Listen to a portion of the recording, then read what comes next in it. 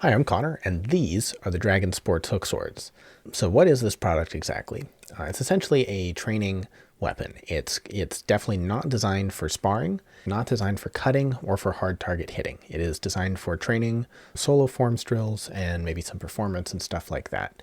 So with that in mind, they have a very flat edge. There's no edge geometry that you could turn into a cutting edge.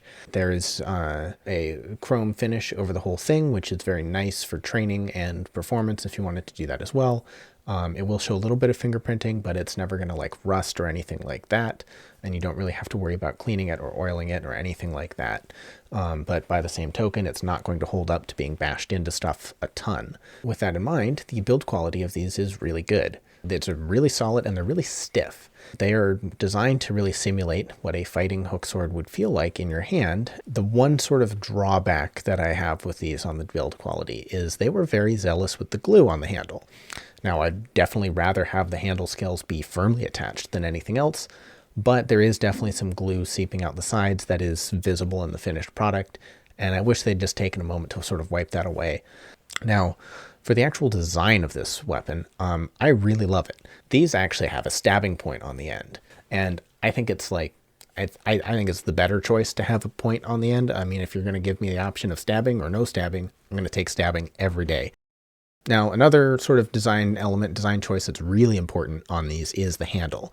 And this is where it starts to get a little bit less like rosy for me, unfortunately. Nothing actively wrong or bad to say to any great degree here. They're just a little bit small for my hands. And to be fair, I am over 6'1" and I have proportionally sized hands. So that doesn't mean that the handles are actually like small, but they're definitely a little too small for my hands. The other thing that I would say as a drawback is the handles are just a little bit too round for me. And I think that's really mostly an issue because my fingers are a little bit too long. It does have like a flat space along the top of the side of the handle rather. So I can easily index these by feel. So that's not the complaint. That's a completely fine issue. The complaint that I have is that because of the combination of that just slightly too round and just slightly too small, if I actually bash the crescent guard into anything, then there is somewhat too much of a chance that it'll slide and rotate to one side in my grip. And it's just a little bit too hard to lock that out and prevent that from happening. Regarding the design and size of the various handle equipment on here, I also think that's pretty well chosen. The blade is not hugely long for a hook sword dagger blade, but it's not short either. And it's sort of a good middle ground where you're unlikely to actually have that interact with your body, even if you're not really paying attention to it. But it's still plenty long enough to do something with it if you wanted to. Pretty much the same can be said for the crescent guards, and they do come out to a nice sort of stabbing points on the end, which I think is very valuable. I think they nailed pretty much all of the proportions.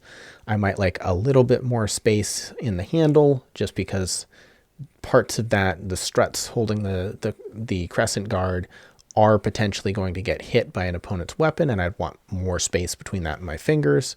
But overall, it's a very reasonable shape for it to be.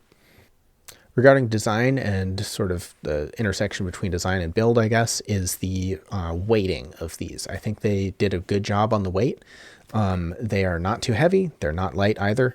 And they have a point of balance that's just a couple inches above the handle area. So they are quite agile in the hand. They're definitely going to feel a lot more tip heavy than I think most hook swords you'd be familiar with if you've trained hook swords in the past and only had access to kind of the cheaper end of them. These have a very subtle distal taper. It is there, but there's still, it's holding more of its mass towards the end, and I think that's in part to make the stabbing point work and just to make the hook actually be a solid hook that you can use to hook something. So there is a little bit more weight out there, but also that's not actually a bad thing really, because you do want a certain amount of authority when you reach out with the hook. You want to, when you hook something, you want to hook it and be able to do something with it. If you just hook it and then your hook sword is going for a ride, then that's not great. That's not what you're looking for. So, or at least put enough weight on it that they have to like break their rhythm, you know, even if you're not going to hook their weapon and do all sorts of like locks on it with your hooks, just breaking their rhythm with it is pretty cool. And you need enough authority out in the blade for that to happen. So yeah, so then I guess the next thing to consider with these hook swords is where you're actually getting them, which is these come from Dragonsports.eu. And my experience with them was overall quite good. I did contact them to check on the status of my order. They responded quite quickly and helpfully, and I appreciate that. I feel like a company should be ready to talk to you. I think that's an important thing. And unfortunately, that can't always be taken for granted. Whether or not you consider that high quality service or the bare minimum is sort of your own perspective. But they did it either way. The shipping time didn't take particularly long. In fact, considering it was coming from another country, I think it was just fine. Same for the price.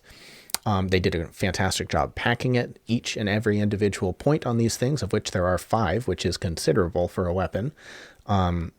What had its own little cardboard goober on top of it. And then they were in like a little carry bag, which is nice. The carry bag is not a very expensive specimen. It's not going to last forever.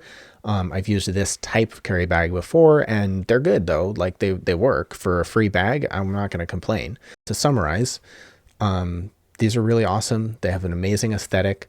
I think they nailed the look of the crescent and the size of the crescent from both a practical and an aesthetic perspective. I think the stabbing point is pretty mint. I really can't, it's hard for me to imagine hook swords without the stabbing point anymore after playing with these for a little while. There's so many little hooking moves you can do where you can hook past and then flick over with like a false edge cut from the tip. And just that ability to threaten over the top of the opponent's guard if you hook them. It's just really nice. I think it's pretty awesome. Love the stiffness. That is really awesome on these. You know, if you are looking for something that will go as fast as possible to give you your most amazing flourishes, doing your performance at high speeds, these aren't really what you're looking for. But if you want something where you can do those flashy moves and the sword is stable because it's built like a real sword, then these are great. And to summarize the negatives here, it's really just pretty much comes down to the handle for me. Could be better. It's one of those things where it's like, it's not really bad, but it could be better. And part of that is me, and part of that is the handle. The other thing that doesn't quite land for me, and this is a little nitpicky, is there's a little swell on the stabbing point area. And I just think it looks kind of dumb. I don't know. I don't think there's a practical reason for it to be there. I can't really imagine what it would be. So overall, I would absolutely recommend these. If you're coming from the martial arts world, the hook swords probably look a little expensive to you. And the fact is, a lot of our weapons are really cheap, is really what it comes down to. But if you're coming from a sword collector's perspective, these probably look really cheap to you. And yeah, so I think they have hit a nice niche price point that's like a comfortable niche that's between expensive and very cheap, and that's a good place for them to be. It's a little bit higher than you'd normally spend for like your normal martial artist just buying weapons that are affordable, and it's a very easy decision to make if you're into collecting swords because they're not too expensive. As I mentioned before, I'd rather they wiped up that glue for the price point that they're at, but it's not really a big deal by any stretch. It's not a loud color of glue that you're going to see across the room. They're certainly one of the only options on the market that actually has a stabbing point. I really wish they had some competition, but at least they did a really good job with these ones, so I can't complain. But I'm really interested to hear what other people think about the stabbing point on the end of these. Thanks for watching.